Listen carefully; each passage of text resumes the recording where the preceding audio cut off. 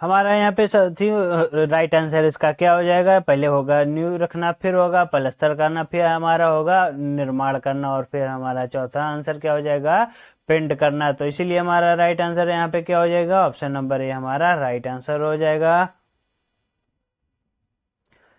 नमस्कार साथियों, स्वागत है आपका आपके अपने YouTube चैनल एचएस पॉइंट पर। साथियों हम आज आपके लिए टीसीएस पर आधारित रीजनिंग के प्रश्न लेकर आए हैं। अगर आप UP police constable, SSC GD, UPSI, NTPC, SSC CGL, CHSL, MTS इत्यादि किसी भी एग्जाम की तैयारी कर रहे हैं तो ये रीजनिंग की क्लास आपके लिए बेहद ही महत्वपूर्ण होने वाली है। तो आप भी हमारे साथ इन प्रश्नों को अच्छे से सॉल्व करिएगा और वीडियो को अंत तक जरूर देखिएगा। चलिए शुरू करते हैं हम अपना पहला प्रश्न।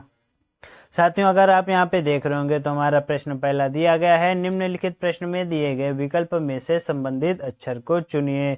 और हमारा यहाँ पे दिया गया है क्या साथियों, जीत, और जीत का हमारा संबंध क्या दिया गया है, आनंद।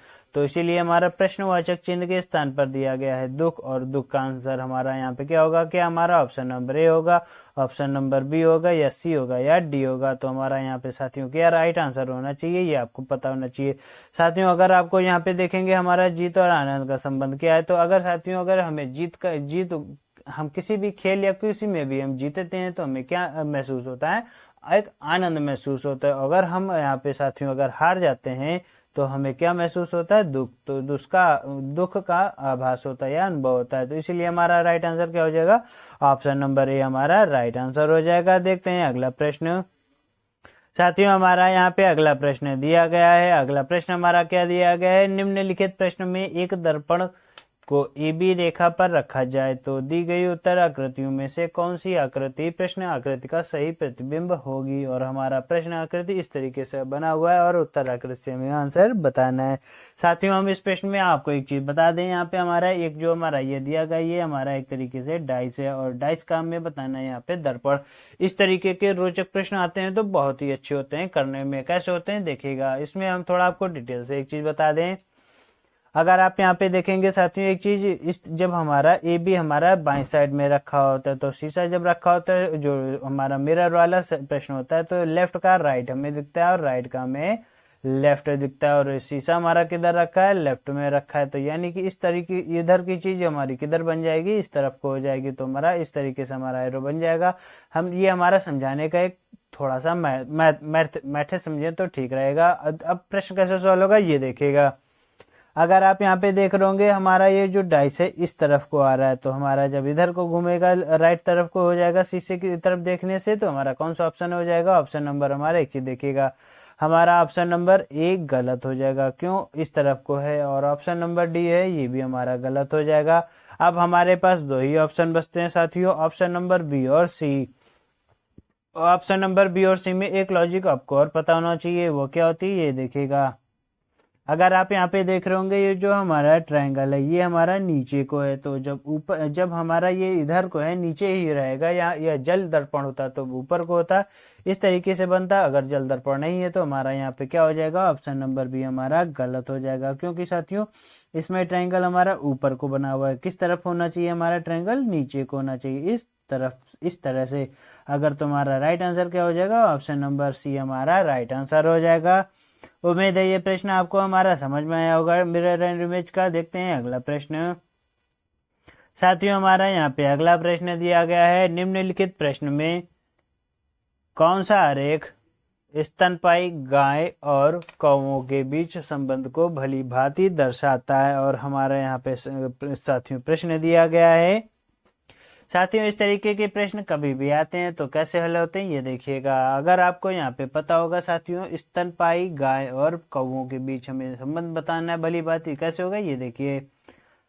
हम सबसे पहले स्तनपायी बनाएंगे, स्तनपायी का एक गोला बनाएंगे, उसका नाम हमने क्या दे दिया, स्तनपायी।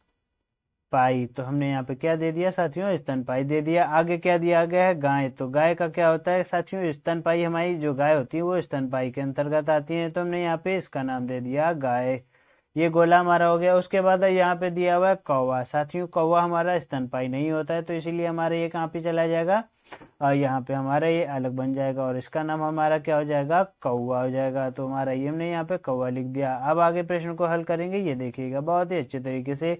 अब अगर हम यहाँ पे अपना ऑप्शन चेक करें, ऑप्शन नंबर ए हमारा गलत हो जाएगा। क्या कुछ स्तनपायी हमारे कौवे होते नहीं होते, इसीलिए हमारा ऑप्शन नंबर ए गलत हो जाएगा।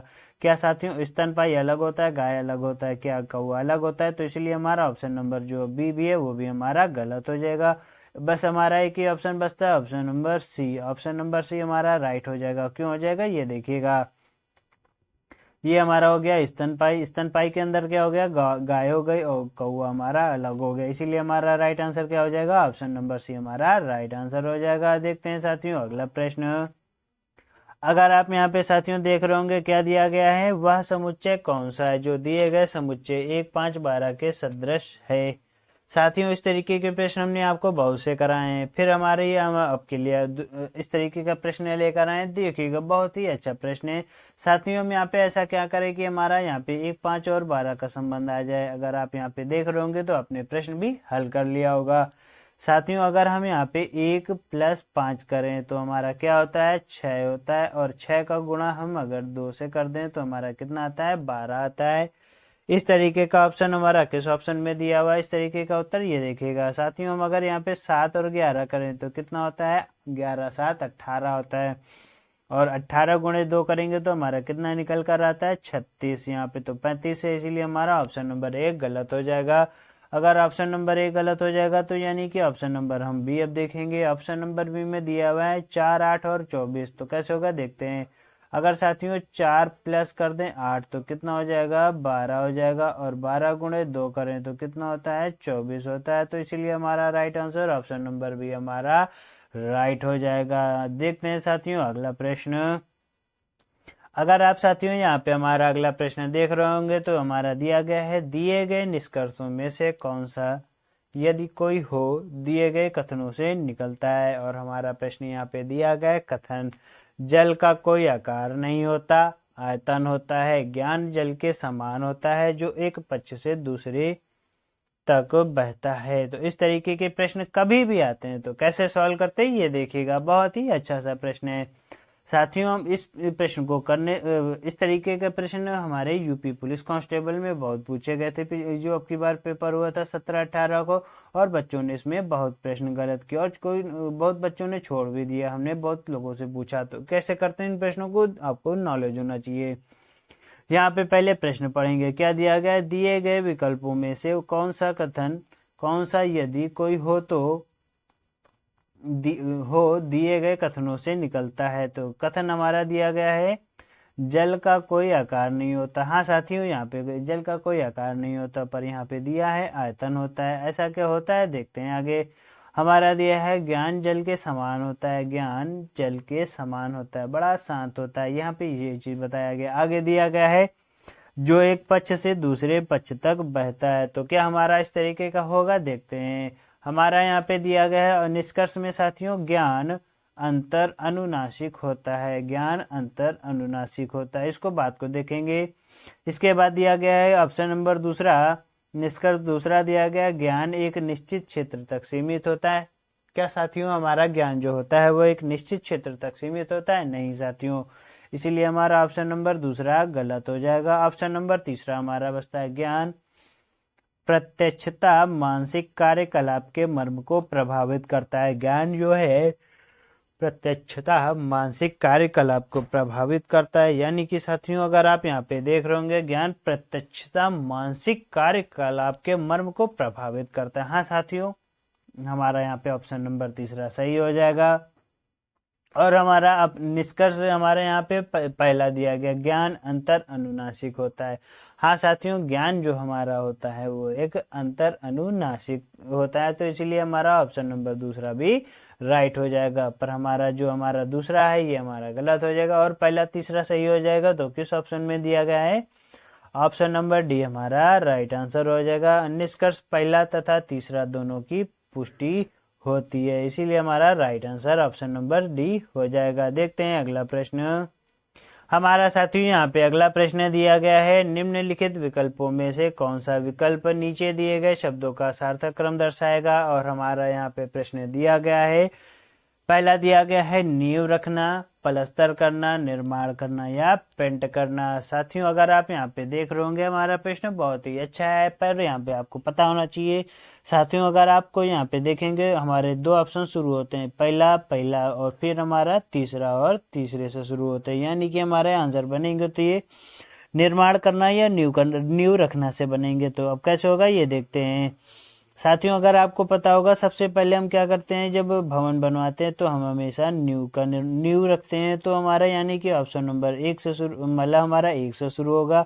ऑप्शन नंबर सी हमारा गलत हो जाएगा, ऑप्शन नंबर डी हमारे गलत हो जाएंगे। हमारा एक और एक बचा, तो उसके बाद हमारा यहाँ पे क्या होगा, इनमें हमारा 2 और 3 में देखना होगा। साथियों के हम डायरेक्ट प्लस्तर करना चालू कर देते हैं, नहीं साथियों। तो हमारे यहाँ पे क्या आ जाएगा, निर्माण करना। तो साथियों अगर आपको यहाँ पे पता होगा सबसे पहले हम नींव रखते हैं, नींव रखने के बाद हमारा क्या आता है, निर्माण करना। नींव के बाद निर्माण करते हैं, निर्माण करने के बाद पलस्तर करते हैं, और पलस्तर करने के बाद हमारा क्या रह जाता है, पेंट करना। तो हमारा यहाँ पे राइट आंसर क्या बनता है, ऑप्शन नंबर बी हमारा साथियों राइट हो जाएगा। ऑप्शन नंबर बी हमारा साथियों राइट हो जाएगा। देखते हैं अगला प्रश्न। उम्मीद है साथियों ये रीजनिंग की क्लास आपको टीसीएस पर आधारित हम जो प्रश्न लेकर आए आपको समझ में आई होगी। अगर समझ में आई हो तो हमारे चैनल को लाइक करिएगा, शेयर करिएगा और सब्सक्राइब करना ना भूलिएगा। मिलते हैं आपसे अगले वीडियो में, तब तक के लिए नमस्कार।